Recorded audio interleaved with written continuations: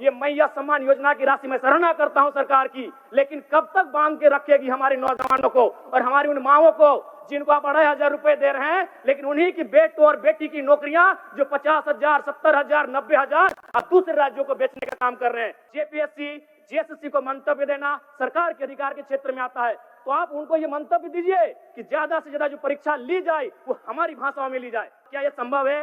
General 1, general 2, general 1 में केवल झारखंड के जनरल होंगे और जनरल 2 में झारखंड के अलावा पूरे भारत वर्ष के जनरल सामान्य अभ्यर्थियों को मौका क्या दिया जा सकता है? एक मुख्यमंत्री के रूप में उन्होंने जो वक्तव्य रखा हम लोग कतई स्वीकार नहीं करेंगे। उनका वक्तव्य था कि जो निजी कंपनियां स्थानीय लोगों को 75% रोजगार नहीं दे रही हैं, आप उनमें कब्जा कर लें। ये क्या बात हुई? भाषा बोली जाती है उस भाषा के आधार पर परीक्षा लीजिए। अध्यक्ष महोदय, मैं एक छोटा सा उदाहरण देता हूं।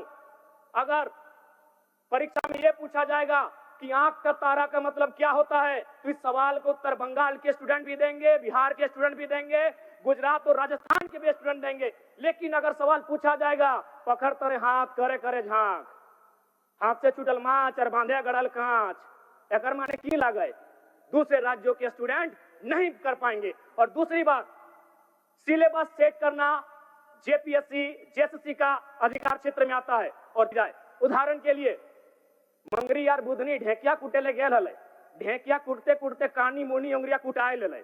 ये दूसरे राज्यों के अभ्यर्थियों को समझ में नहीं आएगा। उनसे ये पूछा जाए कि घैला और पैला में अंतर क्या होता है, दूसरे राज्य के अभ्यर्थियों को ये समझ में नहीं आएगा। आप अगर उनको सिलेबस देंगे तो सिलेबस तो कोई भी याद कर सकता है, उन्हें सिलेबस नहीं। जो हम लोग गांव में होता है, जो हमारी संस्कृति में होता है, जो हमारी परंपराओं में होता है, उनके आधार पर परीक्षाएं ली जाएं। और नहीं तो ये मैया सम्मान योजना की राशि मैं सराहना करता हूं सरकार की, लेकिन कब तक बांध के रखेगी हमारे नौजवानों को और हमारी उन माओं को जिनको आप 2,500 रुपए दे रहे हैं, लेकिन उन्हीं की बेटों और बेटी की नौकरियां जो 50,000, 70,000, 90,000 अब दूसरे राज्यों को बेचने का काम कर रहे हैं। ये कब तक बांध के रख पाएगी अध्यक्ष महोदय? इसलिए मैं सरकार को सीधा सुझाव देना चाहूंगा, और विशेषकर चूंकि मेरी आयु कम है, मैं पहली बार सदन में आया हूं, और मैं चाहूंगा कि विभागीय मंत्री के साथ साथ मैं संसदीय कार्य मंत्री का बहुत आदर करता हूं, मेरे इस बात को थोड़ा ध्यान से सुने मंत्री महोदय। क्या यह संभव है 60-40? आप उसे 60-40 के स्थान पर 60-20-20 कर दें। 60 यानी जो हमारा ओबीसी, एसटी, एससी और ईडब्ल्यूएस का रिजर्व कोटा है, और 20 जनरल 1, जनरल 2। क्या ये अभी मत कुछ कहिएगा, क्योंकि मेरा लय मत खराब कीजिएगा, बीच में मैं आपसे जानना चाहूंगा क्या यह संभव है? जनरल 1, जनरल 2, जनरल 1 में केवल झारखंड के जनरल होंगे और जनरल 2 में झारखंड के अलावा पूरे भारत वर्ष के जनरल सामान्य अभ्यर्थियों को मौका क्या दिया जा सकता है? क्या ये संभावनाएं हो सकती हैं? मैं माननीय संसदीय कार्य मंत्री के संज्ञान में देना चाहूंगा अध्यक्ष महोदय। इसलिए आज इस राज्य को अगर आवश्यकता है तो नियोजन नीति की आवश्यकता है। आज नियोजन नीति नहीं रहने के कारण हमारे राज्य के युवा पलायन कर रहे हैं, हमारे राज्य के युवा बेरोजगारी का सामना कर रहे हैं और कई अवसरों पर तो आत्महत्या तक का प्रयास कर रहे हैं। इसलिए अध्यक्ष महोदय, आज इस राज्य को आवश्यकता है, नियोजन विभाग के बजट पर बहस हो रही है, इस राज्य को नियोजन नीति की आवश्यकता है। मैं आपसे ये आग्रह करना चाहता हूं अध्यक्ष महोदय। अब मैं थोड़ा सा बात करना चाहता हूं निजी कंपनियों पर। माननीय मुख्यमंत्री धनबाद गए हुए थे झारखंड मुक्ति मोर्चा के स्थापना दिवस के कार्यक्रम में गोल्फ ग्राउंड, और शायद धनबाद जाने के बाद उनके अंदर विनोद बिहारी महतो, कॉमरेड डेकेरा और शिबू सोरेन की आत्मा शायद समा गई थी।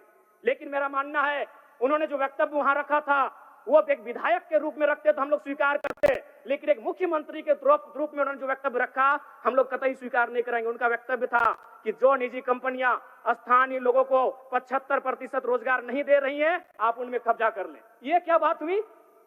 हम विधायक अगर इस बात को रखते हैं तो समझ में आता कि भाई एक विधायक ऐसा बोल रहा है। मुख्यमंत्री, राज्य के मुखिया, राज्य के अगुवा कह रहे हैं कि आप कब्जा कर ले। क्यों कब्जा करेंगे? आप इस राज्य के अगुवा हैं। मैं एक उदाहरण आपको दूंगा।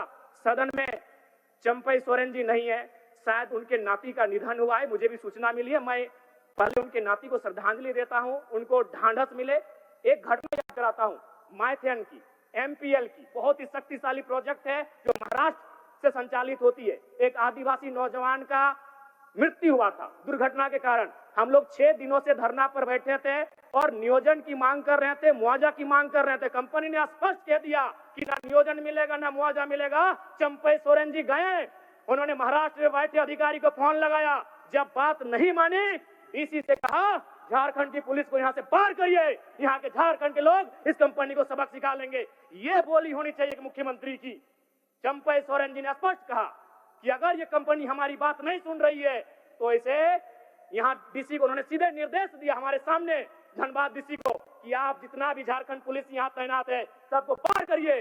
अगर ये हमारी जमीनों पर खड़ा होकर हमारी बात नहीं सुनता है तो यहाँ के लोग इसे देख लेंगे। इसलिए ये मुख्यमंत्री का बयान नहीं होना चाहिए कि आप कब्जा कर लें। मुख्यमंत्री का बयान ये होना चाहिए, अध्यक्ष महोदय, उनका नीति नियम बनाने का बयान होना चाहिए। आज पिछले 1.5 सालों से निजी कंपनियों में 75% के आरक्षण को न्यायालय में चुनौती दी गई है। किसने दिया है? Jharkhand small industry Adityapur small industry Kolhan और एक लघु उद्योग भारती। कहां के हैं पता करिए, सारे के सारे गैर झारखंडी हैं।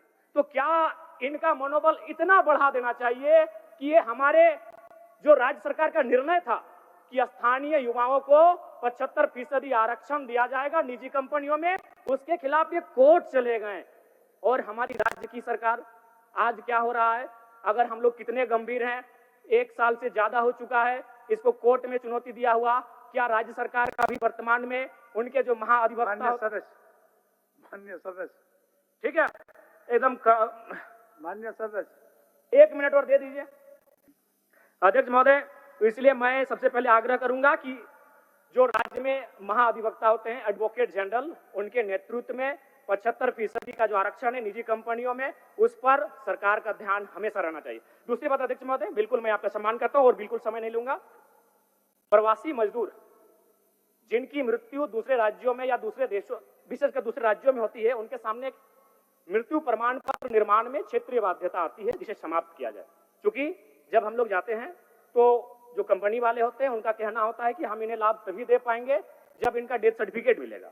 जब डेथ सर्टिफिकेट बनाने की बात आती है तो ये हवाला दिया जाता है कि उसका डेथ तो राजस्थान में हुआ था, उसका डेथ तो महाराष्ट्र में हुआ था। अब वो परिवार दुख की हालत में राजस्थान का चक्कर काटे या महाराष्ट्र का चक्कर काटे या डेथ सर्टिफिकेट बनाए। इसलिए मैं चाहता हूं इस बाध्यता को समाप्त किया जाए। धन्यवाद।